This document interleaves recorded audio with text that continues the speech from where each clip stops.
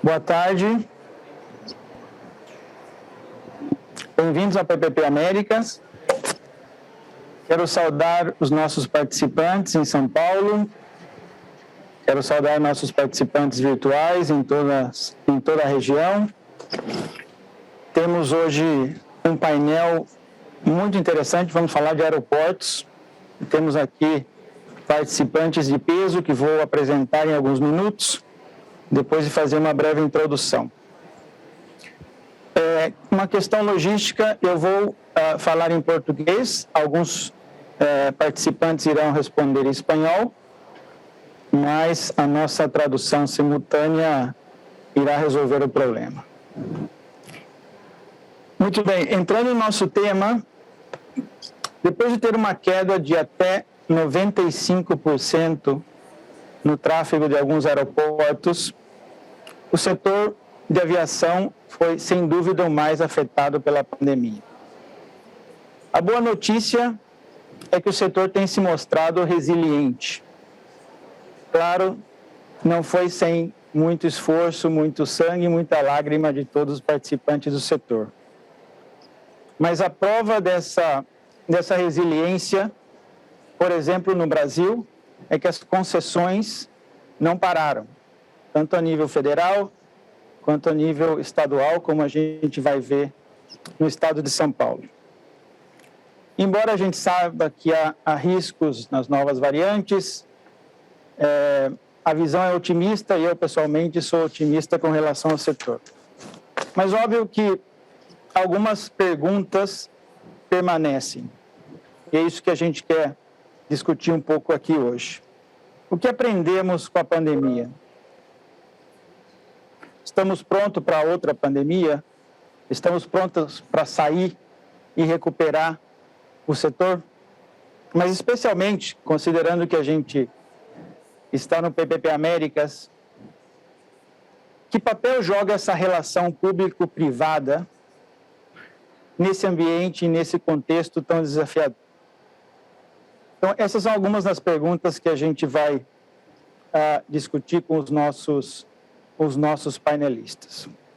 E nesse contexto, eu quero destacar que o Banco Interamericano vem trabalhando em estreita colaboração com governos, com operadores, com companhias aéreas, no sentido de trabalhar nessa recuperação e construir um setor melhor e mais pujante. Isso inclui trabalho em questões regulatórias, institucionais e, obviamente, nos mecanismos de atração e viabilização da participação. Com essa reflexão, quero então apresentar o nosso painel. Como eu disse, um painel de peso que representa tanto o governo, organizações internacionais e representante do setor privado. Apresento primeiro a Santiago Yus, CEO da AENA Brasil, com uma história de 18 anos na AENA, foi CEO de aeroportos importantes na Espanha e se mudou para o Brasil em 2019 para liderar a AENA Brasil. Isabel Dompieri, nossa próxima panelista, assessora da Secretaria de Parcerias do Governo de São Paulo, advogada com passagem pelo Madrona Advogados e outros escritórios importantes no Brasil. E o Rafael Echevarne, que é o diretor-geral do Airports Council International, América Latina e Caribe, e foi CEO do aeroporto de Montego Bay, na Jamaica, e ocupou posições de organizações da Europa, Ásia e Oriente Médio. Quero agradecer a participação de vocês, a disponibilidade, é um prazer tê-los aqui. Nós temos menos de 40 minutos para conversar, então eu pediria que os panelistas ficassem dentro de 3 a 5 minutos nas suas respostas, para a gente conseguir fazer algumas rodadas de perguntas. E começo então com o Santiago. Santiago, a AENA é a maior operadora de aeroportos do mundo, se medirmos em número de passageiros, com quase 300 milhões de passageiros movimentados por ano. Na região da América Latina e Caribe, atua no México, Colômbia e Jamaica, com quase 80 milhões. No Brasil, a ANA entrou em 2019 com aeroportos no Nordeste, operando aeroportos importantes no Nordeste, incluindo Recife, Maceió, Aracaju e João Pessoa, com um número estimado de 14 milhões, aí você me corrige se eu tiver errado, 14 milhões de passageiros ao ano. O interessante é que o grupo entrou no Brasil exatamente no meio da pandemia. Se eu não me engano, vocês começaram a operar em março de 2020, que foi o pico da pandemia. Então, nesse contexto, minhas perguntas são, obviamente, como a pandemia afetou o negócio de vocês e o negócio aeroportuário em geral, e como vocês estão planejando essa retomada. E quais são as lições aprendidas, não apenas do ponto de vista do negócio novo que está entrando no Brasil, que entrou no Brasil, mas principalmente nessa relação contratual entre governo e operador privado. Queria um pouco da sua reflexão sobre isso para a gente começar o painel. Boa tarde, Reinaldo. É um prazer falar com você. Acho que a maioria da audiência... Muito obrigada, é um prazer falar com você. Acho que a maioria do público aqui fala espanhol, então eu vou falar em espanhol, se você me permite. Efetivamente, nós iniciamos a nossa atividade com o último aeroporto em 3 de março de 2020, dias antes da declaração da pandemia pela OMS. No mês de abril, tivemos uma quantidade de tráfego de 95%, conforme você comentava. Os primeiros pensamentos foram em tomar os cuidados e conscientizar todos os nossos funcionários na comunidade portuária e os passageiros também. Aqui no Brasil, tivemos uma coordenação muito forte com coordenadoras, autoridades sanitárias. Tomamos todas as medidas que deveriam ser implementadas num país onde nós temos várias concessionárias de aeroporto e queríamos colocar alguns parâmetros que fossem homogêneos em todos os aeroportos, falando em medidas de distanciamento, também o uso de álcool gel, sinalização em todas as áreas do aeroporto, para ter essa percepção de cuidado. Em qualquer um dos casos, nós tivemos que ativar um plano de contingência, contenção, de custos operacionais, OPEX e CAPEX, dessa forma preservando os custos do trabalho e também as condições salariais. O segundo passo foi pensar em como nós poderíamos ajudar o setor. Falamos com as empresas aéreas, que estavam passando por grandes dificuldades. Conseguimos chegar a planos de parcelamento de pagamentos. Aplicamos também, no meses de julho e agosto de 2020, políticas de incentivo para ajudar na retomada, na operação, e também aplicamos descontos a todas as concessionárias comerciais que operam em cada um dos aeroportos que nós temos. Com tudo isso, nós fizemos a recuperação preliminar nos meses de verão do Brasil em dezembro e janeiro deste ano e no ano passado. Também em março e abril. E desde então, nós estamos numa recuperação paulatina. Consideramos o tráfego doméstico e que ele sai quase que recuperado aqui no Brasil, quase que 100%. Temos uma modificação da composição do tráfego e as empresas aéreas estão apostando com muito mais tráfego e na composição. Do ponto de vista do contrato da concessão e na relação com o regulador, o contrato que nós firmamos leva em consideração as responsabilidades do poder concedente, assim como a concessionária, o regulador, o governo brasileiro, que já reconheceu que a pandemia da Covid era uma causa de força maior. E, nesses momentos, nós estamos renegociando, fazendo análises ano a ano, porque uma concessão de 30 anos é muito complicada. De qualquer forma, a lição aprendida seria como todo o setor, entendendo os problemas de cada um, falando de aeroportos, de empresas aéreas, também de instituições, a comunidade aeroportuária. Aqui no Brasil também temos a Polícia Federal, a Justiça Federal, a Anvisa, todo o setor entendendo que todos teriam que colaborar. O setor é unido, entendendo todos os problemas que ocorriam aqui no Brasil. Essa colocação sua, né? A comunidade aeroportuária se uniu nesse momento. E essa relação contratual, reconhecimento da força maior, foi algo realmente importante que funcionou. Quero passar para a Isabel. Isabel, você nos escuta bem aí, né? Escuto. São Paulo é outro exemplo de quem não parou na pandemia, né? Pelo menos no setor aeroportuário. O Estado concedeu, em julho deste ano, 22 aeroportos regionais, no qual você tem participado nesse processo.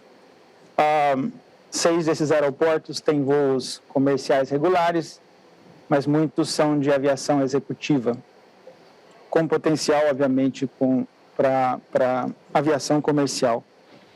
E esse tema, para a gente, é bastante interessante. No BID, a gente tem trabalhado com vários países para enfrentar esse problema dos aeroportos regionais, que é uma dinâmica que acontece em vários lugares onde se concede os principais hubs, os principais aeroportos para iniciativa privada, e o governo fica com o problema de gerir o resto dos aeroportos para garantir a sustentabilidade da rede aeroportuária. E o Estado de São Paulo aceitou esse desafio e avançou numa concessão desses aeroportos, que a gente entende e conhece que há vários desafios, né? A questão da demanda, que se não há demanda comercial, ela não é tão previsível, e há que se explorar outras fontes de receita, por exemplo. Então, nesse contexto, você pode contar para a gente um pouco os desafios que vocês enfrentaram, sendo um Estado, montando uma concessão de um conjunto de aeroportos, e quais as lições aprendidas também no contexto de pandemia, né? Quais são as suas reflexões e como a gente pode fazer até algum paralelo com outros estados? Obrigada, boa tarde a todos. Primeiramente, eu acho que é necessário falar que, de fato, a estruturação desse projeto não foi nada trivial. São 22 aeroportos espalhados pelo estado de São Paulo, com porte diferenciado, com investimento, com vocação, cada um com a sua vocação. Então, a gente não tinha, e ainda por cima, a gente não tinha um caso base para a gente se pautar. Quando você pensa em hospitais, por exemplo, existiu o Hospital do Subúrbio, a própria PPP de hospitais aqui do estado de São Paulo. Quando você pensa em educação, existe BH. Aqui, ainda que exista o exemplo da União, é um modelo muito diferente, né? A gente foi ver a estrutura da ANAC e conseguiu puxar algumas coisas, por exemplo, estruturação contratual. Na hora que você olha as fases contratuais do nosso contrato, ele é bem parecido com o governo federal. Mas é um outro projeto, né? Aqui a gente está falando de aeroportos de pequeno porte, de aviação executiva, de aviação regional. A gente não tem Guarulhos, por exemplo, no nosso portfólio, né? Eu acho que um segundo desafio aqui, que também já foi pontuado, foi o estudo de demanda.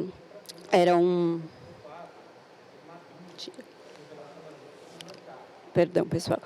Era uma preocupação nossa fazer esse estudo de uma maneira bem apurada, porque a gente sabe que alguns projetos no Brasil não deram certo, né?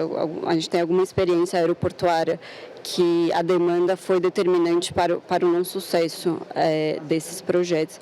Então, era um ponto muito caro, e aqui em especial porque a gente tinha mudança de categoria dos aeroportos. Então, aeroportos menores, focados em aviação executiva, em algum momento era planejado que eles virassem aviação comercial, ou aeroportos de médio porte que virariam em algum momento aviação internacional. Então, foi uma jornada bem importante para estruturar esse estudo de demanda, e no meio disso chegou a pandemia, que impactou assim com muita força, né, agressivamente, principalmente o setor de aviação. Então, o que a gente fez na reta final da modelagem foi refazer todo o estudo de tráfego e demanda para que ele, de fato, refletisse os impactos da pandemia. E um outro ponto que eu acho super importante aqui colocar foi como a gente conseguiu alocar esse risco, né, endereçar esse risco de maneira, do ponto de vista do contrato. Então, o que a gente fez foi categorizar esses investimentos. A gente tem dois tipos de investimento, então, os investimentos obrigatórios e os investimentos previstos. Ambos estão no EVTE, ambos são mandatórios, eles precisam ser realizados, mas os investimentos previstos, eles são mais flexíveis. Então, de tempos em tempos, a cada revisão ordinária ou extraordinária, depende de alguma coisa extraordinária, as partes podem compor e revisar a necessidade de execução desses investimentos. Eles podem ser suprimidos, eles podem ser antecipados, podem ser prorrogados, eles podem ser trocados de aeroporto.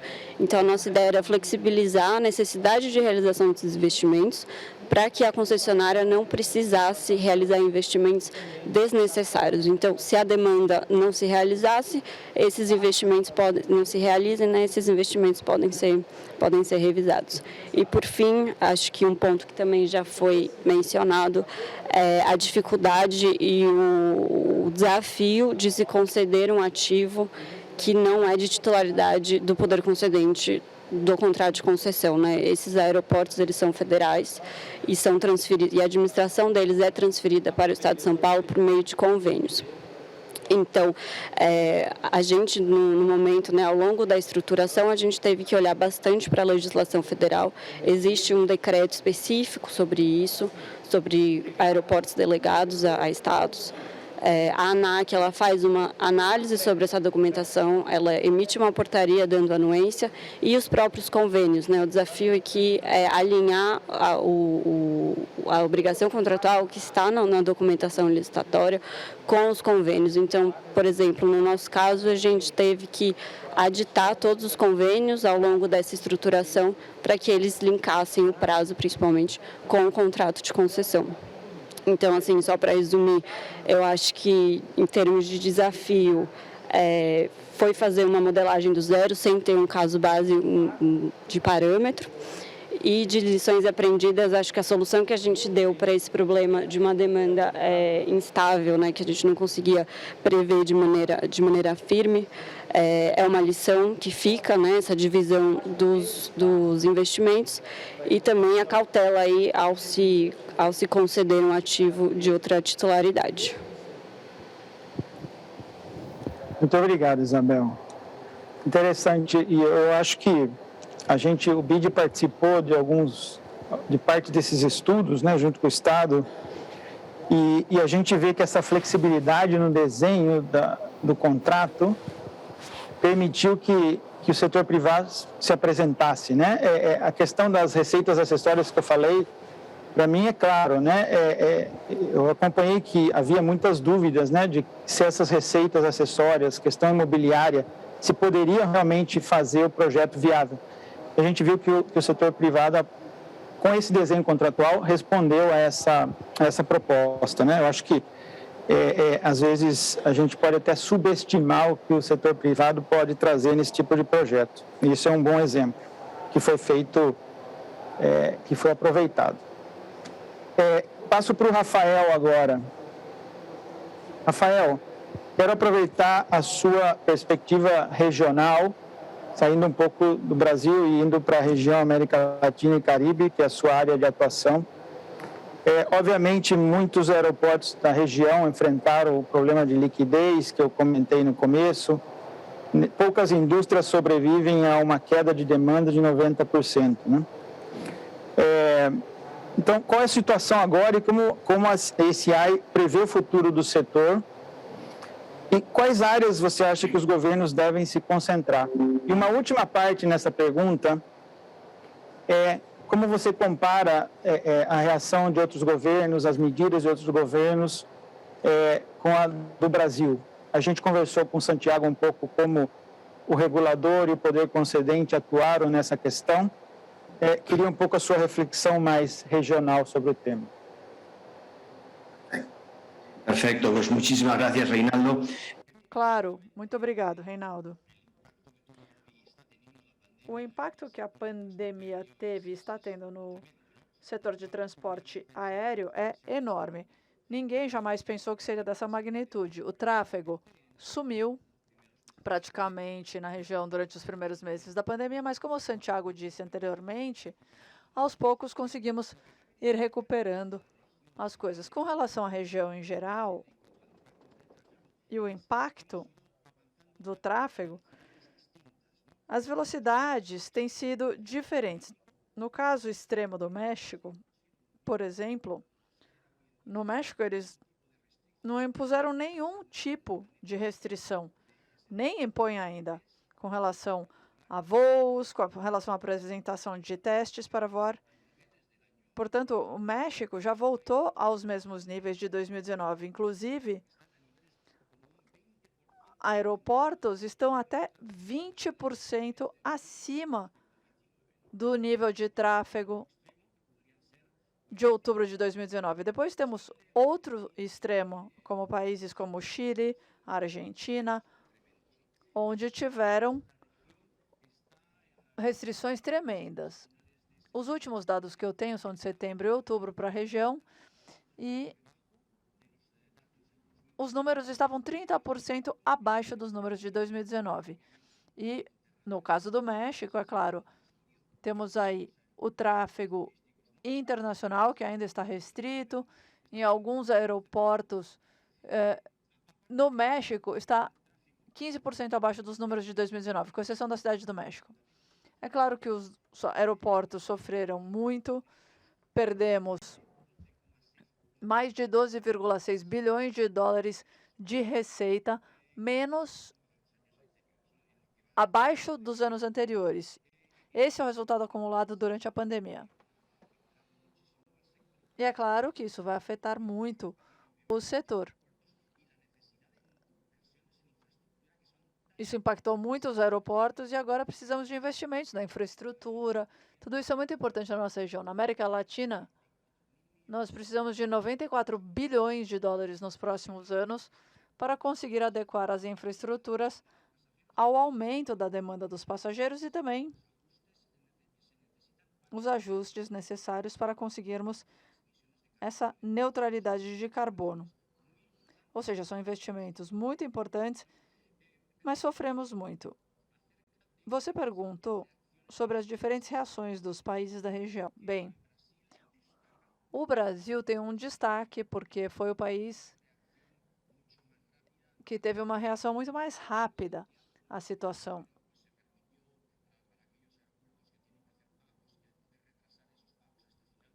Eles conseguiram atrasar os pagamentos até o final do ano nos aeroportos. E aí estamos falando de um equilíbrio econômico. Outros países que reagiram foram a Argentina e o Uruguai, onde houve uma expansão das concessões atuais para permitir que o setor possa continuar a avançar. No caso do Uruguai, expandiram o período de concessão e o operador assumiu a gestão de 6 aeroportos pequenos regionais. Fora desses 3 países, não houve nenhum outro tipo de apoio no resto da região. E essa é uma das lições que aprendemos ou deveríamos aprender. É preciso estar preparado de alguma forma perante situações tão extremas quanto a da pandemia. E com relação à reação dos governos, Estamos falando simplesmente aí de uma questão financeira e econômica. As grandes lições foram a necessidade de adotar uma posição homogênea, harmonizada, porque cada país seguiu suas próprias estratégias. E no setor de transporte aéreo, houve uma coesão muito grande. As companhias aéreas, os aeroportos estavam falando com uma voz única. E o pedido era que não se repetisse o que aconteceu no dia 11 de setembro, que cada país impusesse medidas diferentes. Infelizmente, isso aconteceu dessa forma. E agora estamos tentando conseguir uma harmonização das medidas entre esses países. Muito obrigada. Agora a gente falou da reação à pandemia, dos diferentes desafios. Agora, olhando para o futuro, quero perguntar para o Santiago, qual a visão da Aena para o Brasil e para a região nos próximos anos? E eu sei que a transição, por exemplo, para baixo carbono, a questão ambiental, é um elemento importante da agenda de vocês. E a empresa normalmente vai além do que se exige nos contratos de concessões. Você poderia descrever um pouco isso para a gente? Sí, claro, Reinaldo. Bueno, Claro. Bom, existem vários desafios.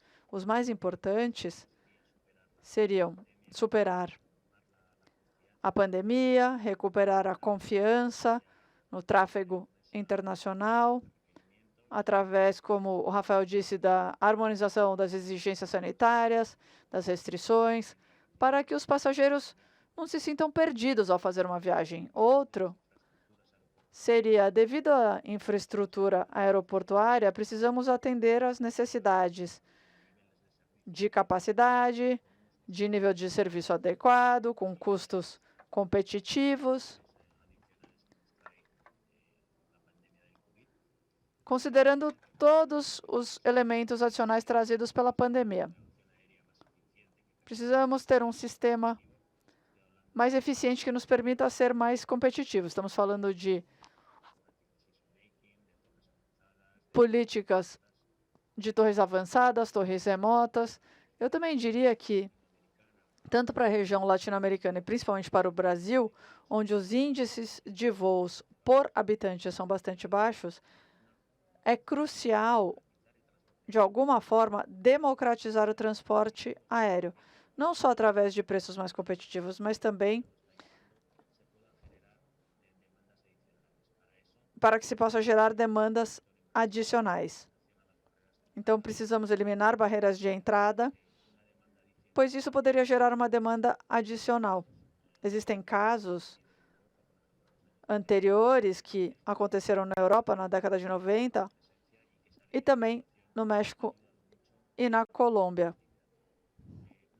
E assim, aumentamos a conectividade. Também não podemos nos esquecer da inovação tecnológica, não só nos processos aeroportuários, incluindo passageiros, aeronaves, bagagem, mas também tudo que tem a ver com trabalhos aeroportuários, como ter combustível suficiente e também um trabalho a quatro mãos entre os destinos e operadores, através da promoção e colaboração entre instituições.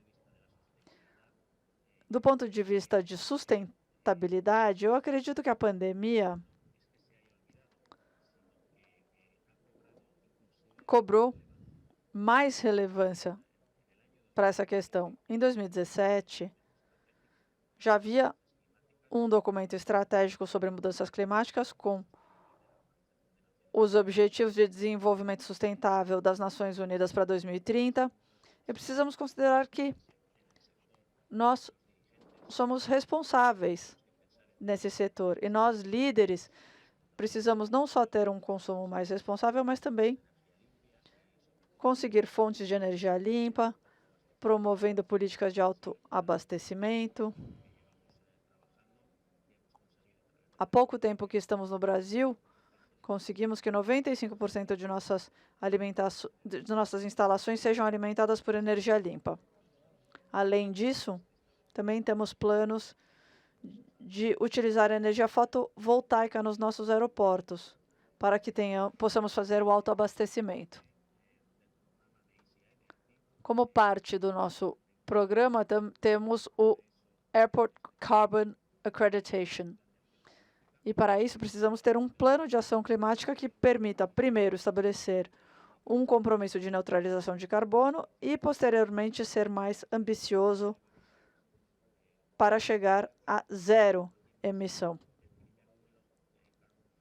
Tivemos no Brasil o primeiro voo carbon free aqui no Brasil, entre Recife e Fernando de Noronha, e esse é um exemplo da preservação do meio ambiente. E essa estratégia de sustentabilidade, essa ação climática, deve considerar outros assuntos como gestão da água, economia circular, sistemas de ruído, a preservação da diversidade, o compromisso social, tanto com as comunidades quanto com a gestão de pessoas. Os aeroportos têm sido atuantes forte nessa questão de sustentabilidade. Para a gente é música para nossos ouvidos. O BID está 100% nessa agenda. Isabel, a gente está fechando, mas eu quero perguntar para você também, olhando para o futuro, né? O dia seguinte, a regulação da concessão dos aeroportos regionais, entendo que vai estar a cargo da Artesp, que é uma agência que gerencia vários modos, que regula vários modos, né? Modo rodovias, transporte interurbano e também aeroportos. Minha pergunta é mais com relação a esse modelo desenhado, se muda algo na atuação da Artesp, quais são as características principais que você vê fundamental nessa regulação daqui para frente? Perfeito. Vou ser breve aqui, porque a gente está em cima do tempo.